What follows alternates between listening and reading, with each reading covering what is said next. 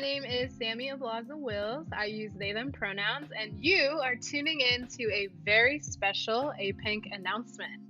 If you're watching this, you must have read our big news. After 5 years as director and 8 years with APIENC, I have started a spacious transition out of my paid staff role. And excitingly, as I transition out from now until December of 2021, we will also be welcoming Yuan, one of our community organizers, into the directorship. My name is Yuan. My pronouns are she and they. Thanks for introducing me, Sammie. And I'm just super excited for this next part of the journey and really excited to talk about it with both of you today. Yeah, so this video podcast or Vodcast is one way that we're communicating about these big shifts. It's a chance for us to humanize the process, reflect on the past, and get hype for the future. So to get us really going, I'm going to pass it off to Paige. Hey everyone, my name is Paige Chung. I'm an avid APIENC fan, but also a former summer organizer in 2018, a volunteer, and today's host for the official announcement. As you know, Sammie and Wills has been the executive director since 2016, but has also been in APIENC since they were a SOP in 2013. Yuan Wang joined in 2019 as a community organizer after previously being a summer organizer in 2018. I'm just, honestly, I'm really excited to be here conducting this interview. I'm really honored that I was asked, and kind of emotional, honestly. Like, Sammie was my first supervisor, and Yuan and I did the SOP program together in the same year. And like lots of folks, APIENC is my political home and holds a special place in my heart. So I'm excited to interview. Okay, so our first question. Sammie, many people know you as capital the executive director of APIENC, right? But there was a time when you were new to the role too and just coming in. Can you talk about when you first began as ED, what the culture and the values of the group were at the time? Yeah, thanks for asking, Paige. Maybe to start, I could even start by talking about when I first joined the organization in 2013 as a summer intern, which we now call summer organizers. When I first came in 2013, I came in like wide-eyed.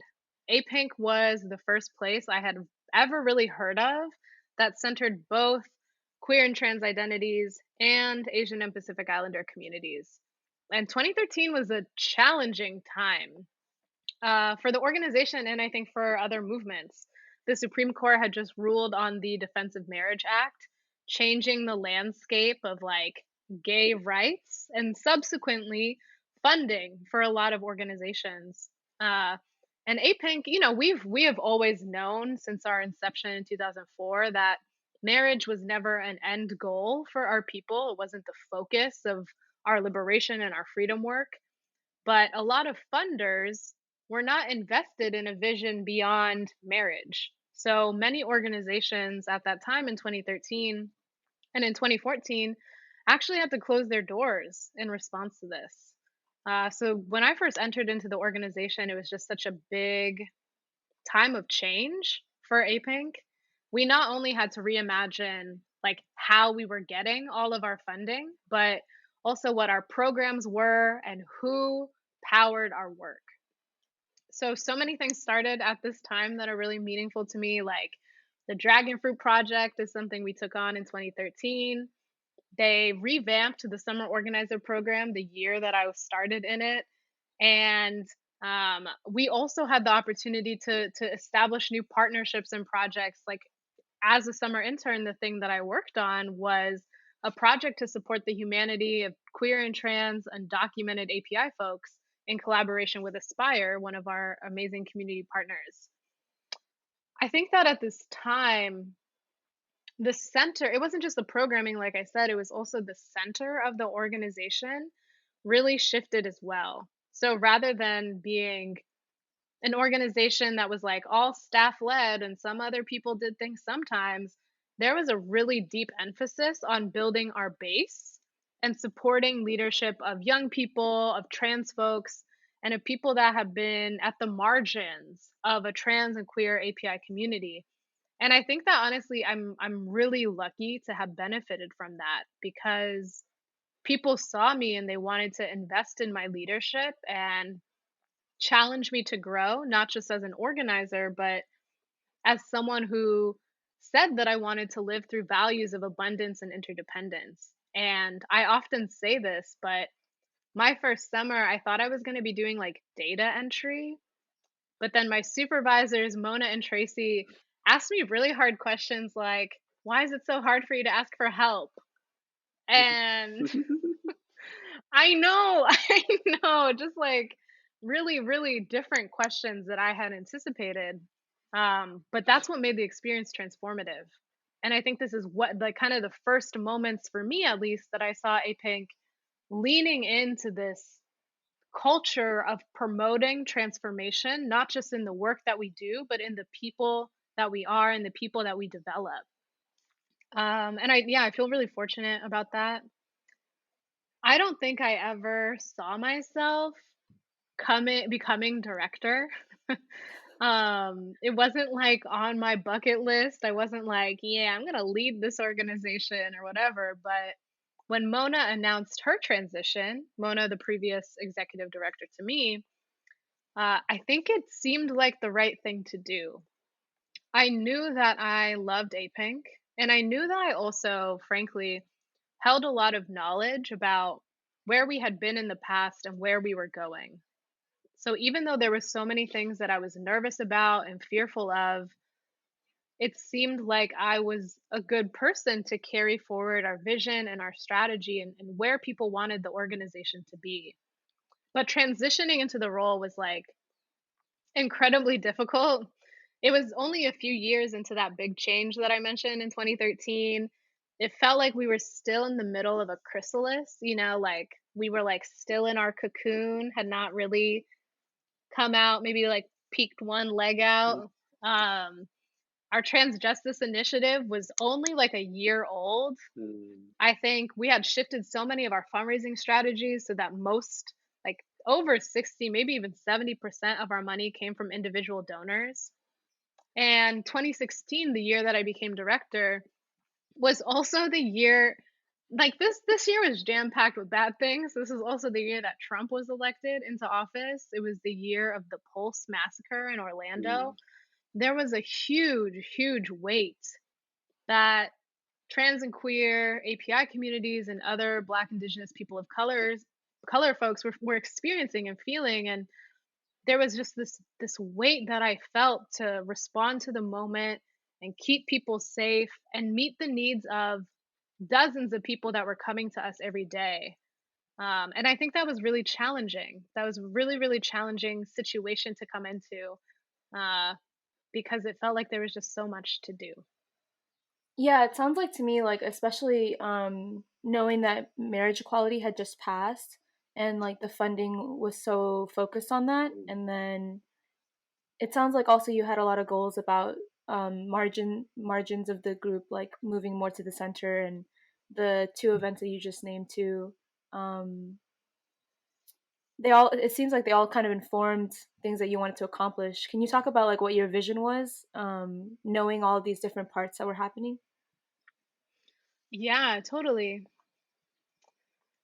Well, I remember when I first started in the role, I'm gonna like kind of out myself and my age a little bit, although it's not a secret, but I graduated college and then I had 2 weeks off and then I started.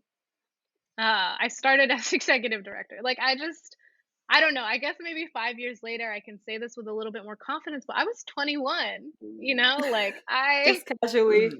I just like I really just kind of popped out into the world. This is how it feels sometimes when I look back at it. But I remember Mona telling me a piece of information that was really helpful, which was don't try to do everything in your first month or even your first year.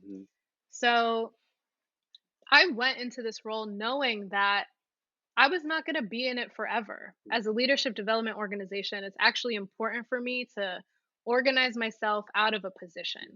So at the start, I set some intentions and I also picked out a few along the way over the past 5 years. But yeah, I think I wanted to One, support and build up trans people, non-binary people at the center of our work. I wanted to establish our place in the movement ecosystem and build out how we work with our partners and make that like a lot more clear.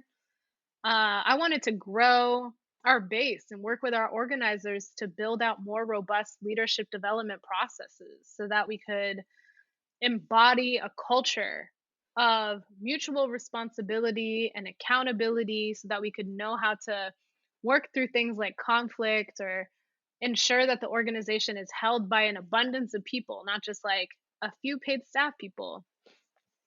And I think a thing that over time I really became clear on is that I also wanted to support the organization to strengthen our skills and strategy and an assessment so that we all have the power to shape our future. I think one thing that I feel really passionate about for any organization is that it cannot just be the values and the vision and the ideals of one person. Like this charismatic leader thing has not worked very obviously for movements. And it's also not true organizing. Organizing is about building a base of people to collectivize their experiences and create real solutions together.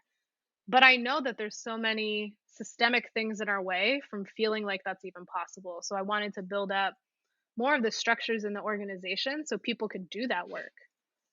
And yeah, ultimately, I think I wanted APIENC to just be a political home for people to share their experiences and be held with a loving rigor and do transformative things with one another.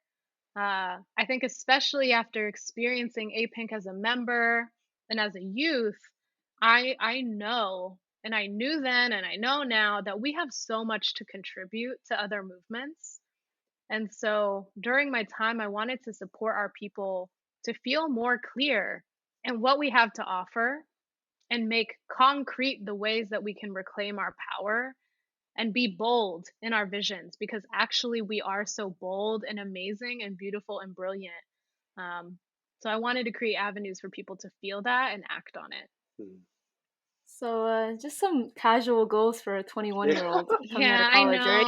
Yeah, Just like easy stuff. I always been Yeah, like that though. so You should see easy. my Yeah. spreadsheet. You should see the spreadsheet. yeah. I'm just so glad it was so easy when you Yeah. came in. Yeah, just like low. The bar was low that I set for myself.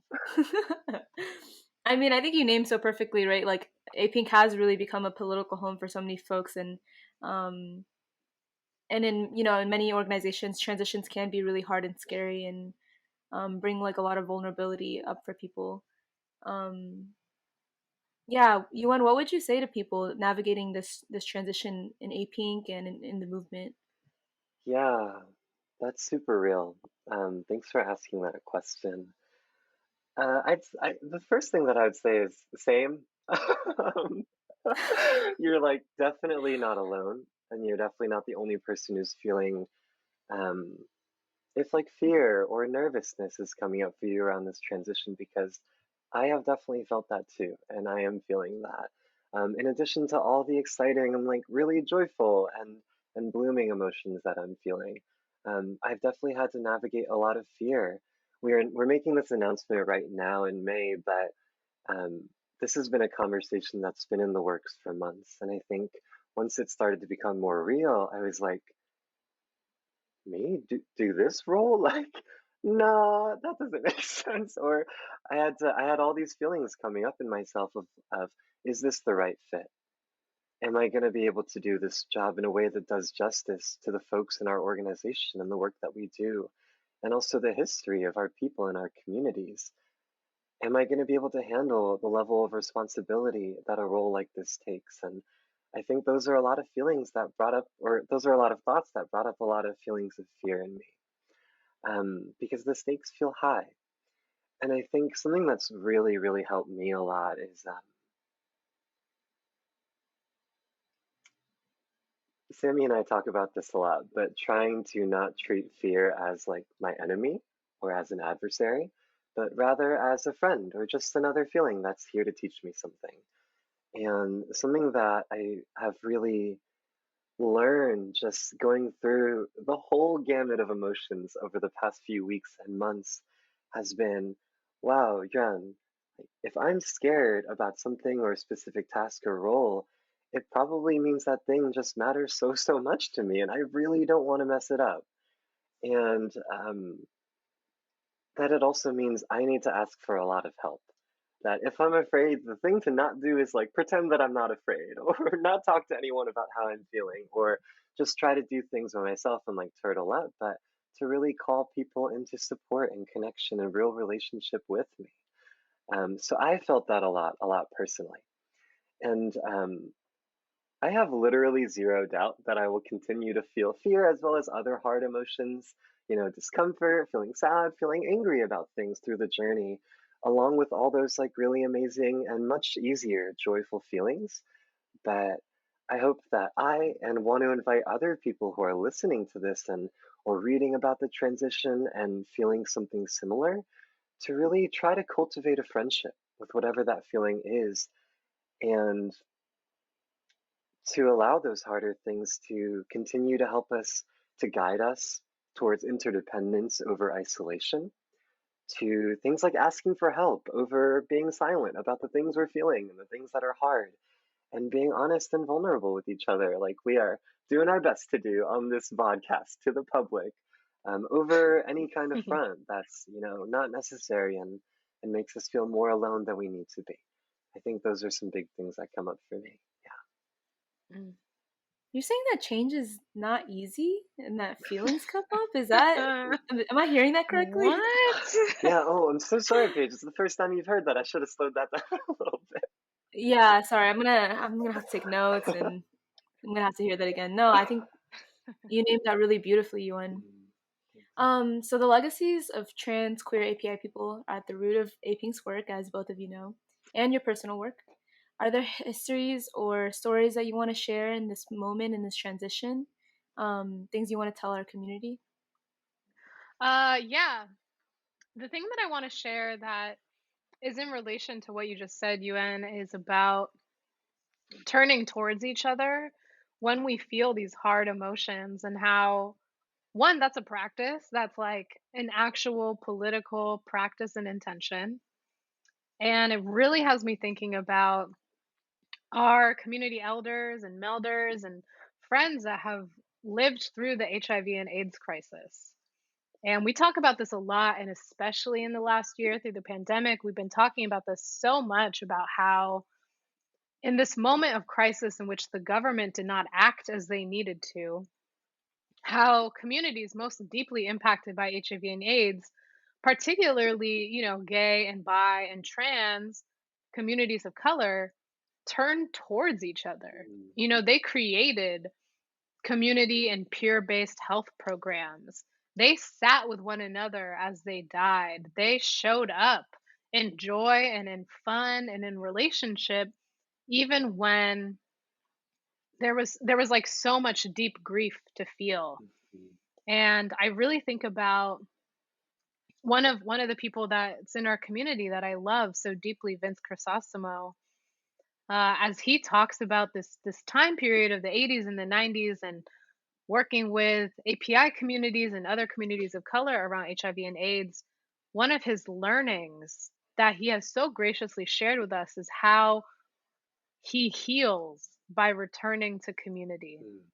And that doesn't mean that every feeling is a good feeling, but that by being in community and sharing our experiences, even the hard one, we can return to center. And I think that lesson is actually so valuable. I've like learned throughout my life so much to internalize my bad feelings or to try to fix them on my own, but APINC has honestly pushed me so much to say out loud the hard things because it actually serves all of us more when we can, from a grounded place, share what needs to be shared and invite other people into helping to interrupt harmful dynamics or address real things like community care. And there's so much about the HIV and AIDS crisis and the organizing of trans people to create community safety teams that happen, all these different things that just feel so salient in this moment. Yeah, I mean, I could talk about like 70,000 things from history, but Yuan, I'm curious if there are things that come to your mind.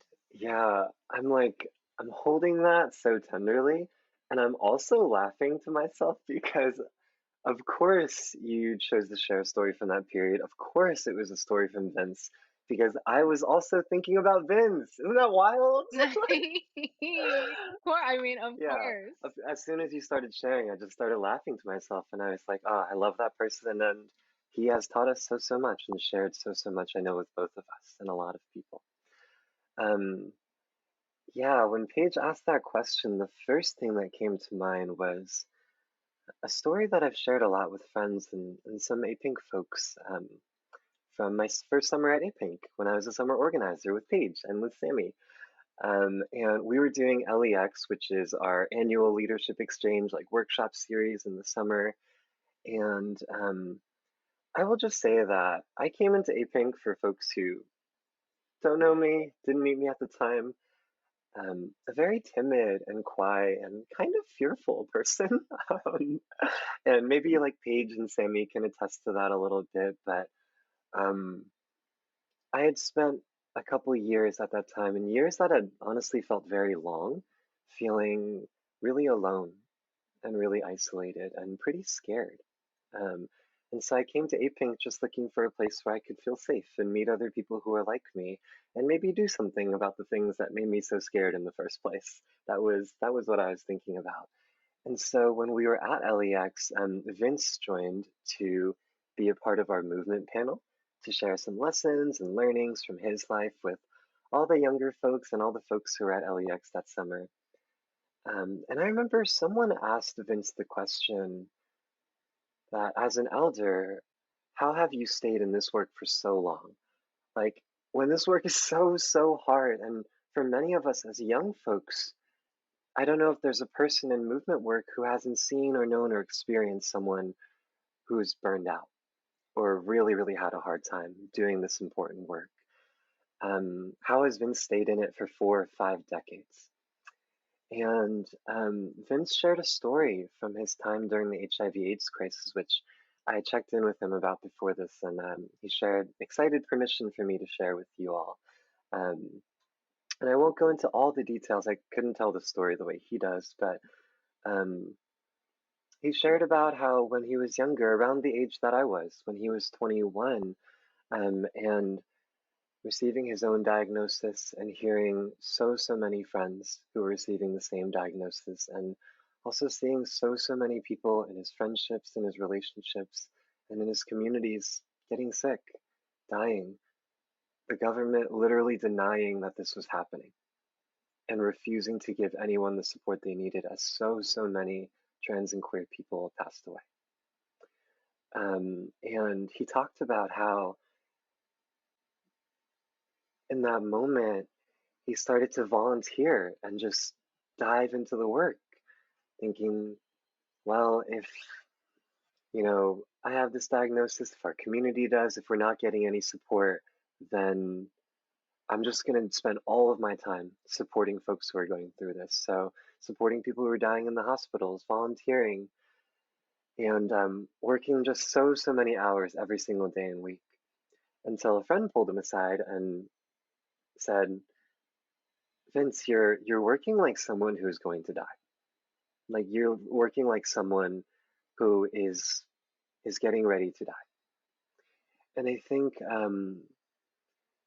sitting there as a 21-year-old who had been really isolated and really lonely for a long time, and listening to that story, it was the first time I had heard something like that.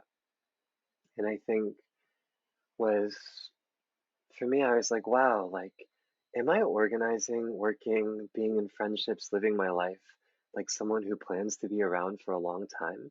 Have I even imagined that for myself?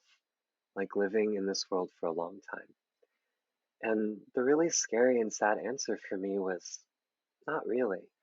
I hadn't. And getting to hear so, so much more about Vince's life after that moment and the ways that he shifted the ways that he was living and his friendships, and so much about um, the way that he was living his life. it just reminded me how important it is that I think so many of us who are denied the opportunity to imagine a future for ourselves can take the time to do that and really organize and build the kinds of spaces where that feels possible. Um, so that's something that really sticks out to me and that I really remember. Yeah.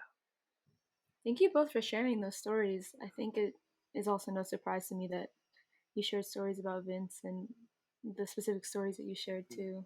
Yeah. Transition to a new question though. Has a little bit of a different energy. But okay, Yuan, you're gonna be the new ED of APIENC. What would you say to I What? know. What? Did you hear the news? This is the first time. Amazing. The Yeah. first I'm hearing of it. Yeah. Thanks for sharing that, Paige. What would Oh yeah, I wanted to be the first one to tell you since you didn't know. What would you say to the person, your past self, the young Sop, that just walked into 17 Walter Ulam place in Chinatown, just got off the BART? Yeah, what would you say to that person now that you're at this moment that you're in? That's such an amazing question. And the first thing I think of is like, I would say it's okay to be late because I was really late that day. and Oh I yeah. remember I was like, who's this person? LOL. They're like an hour and a half late. This tall person is mad late today. is Woo. that me? Yeah. Yeah, I did feel very bad and I was very confused by public transit. So I would say like, okay, you're late. That's all good. Um, but yeah, I really love that question, Paige. Thanks for asking. I think that one of the first things I would say is you have no idea what you're about to get yourself into because you all laugh. I realize it sounds like, oh my gosh, so hard, but um, I really didn't. I had no idea when I first joined APINC. I Mhm. thought that I don't. I I thought that I was going to show up and like learn some super just like concrete organizing skills and maybe talk to a handful of other queer, Asian, and Pacific Islander people. I was incorrect. Um, yeah, I learned no right. skills. I learned no skills and I talked to no. Right. Kind of like Sammie said earlier, I did not expect that we were going to have a workshop about asking for help that was for 3 hours. And that it was going to be a skill that was treated with that much respect and care. I did not expect that. I didn't expect that at our grassroots fundraising training. I would cry and uncover memories about my own relationship with money that I hadn't uncovered in years. I really didn't expect that either. And I didn't expect what it would feel like to be in a room of other trans Asian folks and to feel really welcomed and cared for fully. Because before that, I couldn't have imagined how warm and how sweet and how affirming that would feel. Because I didn't have that, like probably most people in our communities.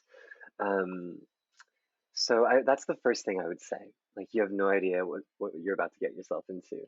Um, and I think the other thing that comes to mind is you're really not going to do this alone. um, I think having felt and orienting to a lot of my life and my friendships and my work in a very solo or like I've just got to get through this on my own kind of way because that felt like a necessity, asking for help was really really hard for me. Even though these days I'm always, probably always bugging people to ask for help more and bugging myself more, but at the time really hard, really unnatural, very hard vibe for me. But I think that over that summer, like getting to offer help to folks like Paige and like bringing you groceries from the farm that I was working at. I just remembered that. Yeah. And Oh, yeah. And I was like, who is this tall person? So kind, just bringing me vegetables so from the many farm. fresh Paige, vegetables. That was really are you nice. saying by week 5 you were still like, who is this tall person? I was like, yeah, I don't know who This this is person is. white tall They person keep talking to still. me. Yeah. I still don't know anybody's name in my program. Yeah. And really being challenged. I remember Emlyn and Sammie so often that summer in our supervisions, just asking me like, do you have to do that by yourself, or is there someone you could ask for help with that? Or like, who else do you think you could pull into this project or this program? And it sounds so simple, but I remember at the time feeling like, what? Like, I just didn't even think about that as an option. I thought that being successful or meeting a goal meant doing it fully by myself. And I think APIENC, from the moment I showed up, Mm, taught me and showed me that that was not true, and that I did not need to live my life like that to feel fulfilled, to feel whole, to feel supported and loved. So that is definitely a big learning for me. And I guess the last thing I'd say is remember to take good breaths and to slow down a little bit. I think that person at the time would not have imagined that they would be a staff organizer at APINC. And 2 years ago, I would not have imagined that I would be the director now. Um, these were not like career goals or plans for me. They just happened and they were a good fit. Um, but I also wouldn't have expected in doing work that meant so, so much to me with people I genuinely cared for and who care about me, how often it would pull me to stretch and setting and being knowledgeable and naming good boundaries clearly and with a lot of kindness to myself and others, helping other people do the same thing. Listening and affirming and supporting folks to navigate conflict, even when it's really hard. And I think I'd really encourage my younger self, like I would do to myself now, to take really good breaths and to prioritize time for reflection and being slow. Yeah, so those are some big things for me that come to mind. Yeah, that's really good advice to your younger self. I think your younger self will really appreciate it, you know? Thanks, Paige. And on the flip side of it, what would you say to your future self in a few years from now? I think so much feels so unknown. I'm like, what do I know and what do I not know about the future? But I think really the big thing that comes to mind for me is I would tell them I'm proud of them because they know that choosing to do something like this takes a lot of courage, and not in like an individual leader kind of way, but in taking on responsibility to try to be my best self and help steward an organization that I really care about. That takes a lot of courage and that it's not easy. And I would tell them that I'm proud of them for doing their best. Oh, yeah, that person's gonna leave the office for the very last time Yeah. with all of that, you know? mm. Hope so. All right, so this is my final question today. This announcement today, this interview. I know we're already at that time. It's kind of went quickly. Yeah. Time flies. Yeah, this interview is about the leadership transition, and we shared some excitement, we shared some reflections, and some vulnerable feelings. Mm, But it's not just a change in individual leadership from Sammie to UN, right? mm. Just in APINC. It's also a change in like the national movement. And I want to know what final words do you have for the movement, Sammie, and what your first message is as ED UN. I don't know if this is words for the movement or words for APINC or words that maybe I just need to say out loud. But in 2014, the organization was presented with three options. We could reduce our staff capacity, we could become all volunteer, no paid staff, or we could dismantle the organization. And the staff people at that time brought these options to a bunch of folks in our community and said, okay, we don't have any more money and things have been hard. Please pick between these options. And I was an intern at that time. I was like maybe a year into my internship. And I just really remember how people refused to accept any of those because they were less than what we deserved. There are so few organizations like APINC out in the world. And I don't just mean organizations that work with trans and queer API people. but I also mean organizations committed to base building, committed to strategy and vision, committed to assessment and transformation in the way that we are. And I remember as a young person witnessing this group of people say, actually, none of these things are the way that we're going to move forward. We're going to collectivize our work and advocate and fight for APIENC to exist. And I think that was actually so crucial for me to witness because every time something gets hard, I think about that moment. I think about how, even throughout the most challenging things, the the conflict and the heartbreak and the grief of the movement and the moment and all the things we do, at the end of the day, we just want our people to be free. And centering on that, coming back to that, and remembering that people want APINC as a vehicle to get there is actually so motivating in light of all of the hard things that happen to and around and amongst us. And so going into that Strat Chats process, our process of creating our theory of change that came out so recently, I remember our facilitator Michael led us through an activity to think about what our ancestors and our movement elders have done and what will be happening in the future. And I had this moment of clarity that I had not yet experienced throughout the transition process, really feeling and thinking that I have come to do exactly what I needed to do. I have used my time in the way that I need to use my time, and it actually now is the moment that I was meant to be with APINC, and now is the moment for me to let go so other people can receive it. And that feeling of clarity is one of the biggest gifts that I've ever received because it was not from a place of fear or burnout or scarcity. That feeling of clarity was rooted in so much love and trust and belief in what we have done and what Yuan and so many, many, many others will continue to do.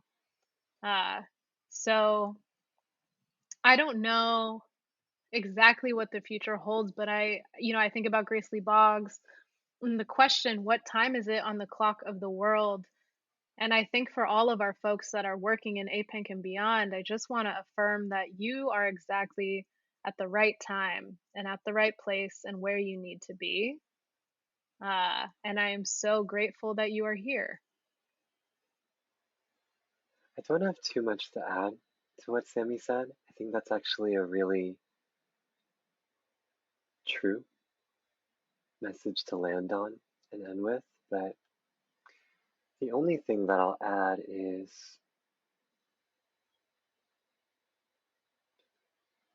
so often trans and queer API people were told that our experience is too specific or too out there to be at the center of a movement or a conversation. And we're not just told that in like the words people use, we're told that in the way that we're treated in spaces that are meant to hold us or where we deserve to be held and seen fully. And similarly to Sammie, I want to offer a reminder and an affirmation for myself and for all of us that as people who live at the intersections of the experiences of white supremacy, of colonialism, of gendered violence, and so much more, we actually have the solutions to untie all these knots that are harming us and our communities. And our movements need us. They need us to speak into our power, to speak to our experiences, and to offer the skills and the magic that so many trans and queer API people hold to each other and to our spaces. They need you. So this is just another invitation and regrounding in that our movements and our communities need you, and APINC, we need you. So I'm really excited for whatever the future will look like in the future that we'll get to create together. Oh, thank you, Yuan.